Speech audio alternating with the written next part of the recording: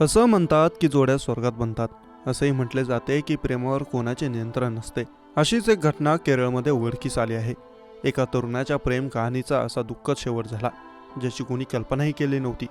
केरळच्या स्थानिक न्यायालयाने प्रियकराच्या हत्येप्रकरणी प्रेयसीला दोषी ठरवलं. दोषी ठरलेल्या मुलीच्या मामालाही शिक्षा झाली. प्रेम कहाणीच्या दुःखद अंताची ही कथा 2.5 वर्षांपूर्वीची. आपल्या प्रेयसीवर विश्वास ठेवण्याची किंमत प्रियकराला इतकी मोजावी लागली की तो या जगातून उठला. तो 3 ते 4 दिवस मृत्यूशी झुंजत होता. पण शेवटी जे घडायचं होतं तेच घडलं, म्हणजेच त्याचा मृत्यू, जो त्याच्या प्रेयसीला हवा होता. खरं तर केरळमधील परसाला येथील रहिवासी शरण राज एका मुलीच्या प्रेमात पडला होता, जी कन्याकुमारी जिल्ह्यातील होती. राजच्या प्रेयसीचे नाव ग्रीष्मा होते. दोघे आनंदी जीवन जगत होते. राज आपल्या प्रेयसीसोबत आयुष्य घालवण्याची स्वप्ने पाहत होता. साहजिकच त्याने आपल्या आयुष्याची अनेक स्वप्ने पाहिली असतील. दुसरीकडे राजची प्रेयसी ग्रीष्माच्या मनात काहीतरी वेगळंच होतं. वरकरणी ती प्रेमळ आणि समर्पित असल्याचं नाटक करत होती, पण आतून काहीतरी वेगळंच सुरू होतं. एक दिवस ग्रीष्माचे लग्न दुसऱ्यासोबत ठरले. तिने ही गोष्ट राजला सांगितली, पण तो ग्रीष्मासोबतचे आपले नाते तोडण्यास तयार नव्हता. शरण राज 23 वर्षांचा होता, तो ग्रीष्मा 22 वर्षांची होती. लग्न ठरल्यानंतर ग्रीष्माने राजला मार्गातून हटवण्याचा कट रचण्यास सुरुवात केली. तिचा मामा निर्मल कुमारही तिला यास साथ देत होता. राज BSc रेडिओलॉजीच्या अंतिम वर्षात शिकत होता. दुसरीकडे ग्रीष्मा साहित्यात PG करत होती. 14 ऑक्टोबर 2022 रोजी राज आपल्या प्रेयसी ग्रीष्माच्या घरी गेला होता. या दरम्यान ग्रीष्माने राजला काहीतरी पिण्यास दिले. राज आपल्या मित्रासोबत तिच्या घरून निघाल्यावर त्याला वाटेत अस्वस्थ वाटू लागलं. त्याला परसाला येथील सरकारी रुग्णालयात दाखल करण्यात आलं. तिथून राजला तिरुवनंतपुरम मेडिकल कॉलेज हॉस्पिटलमध्ये पाठवण्यात आलं. डॉक्टरांनी पूर्ण तपासणी केली, पण काही निष्पन्न झाले नाही.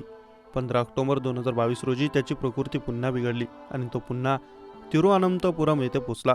डॉक्टरांना रक्त तपासणीत अनेक बदल दिसून आले. त्याचे अनेक अवयवही निकामी झाले होते.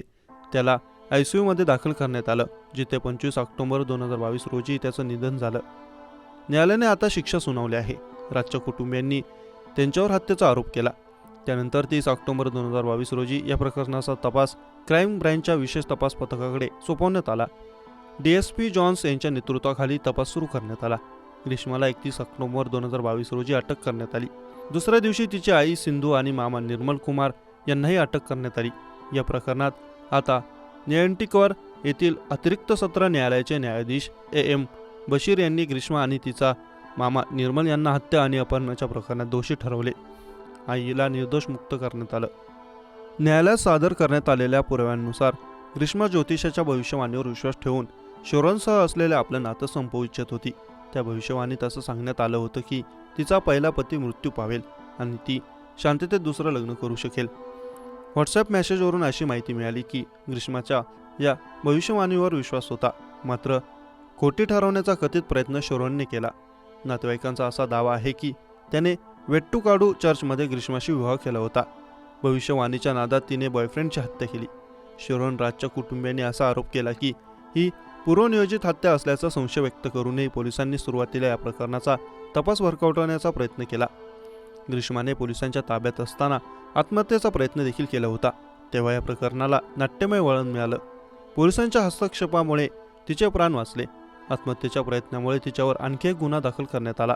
ग्रीष्मा आणि तिच्या काकांना दोषी ठरवल्याबद्दल शरण राजच्या आई वडिलांना दिलासा मिळाल्याची भावना व्यक्त केली.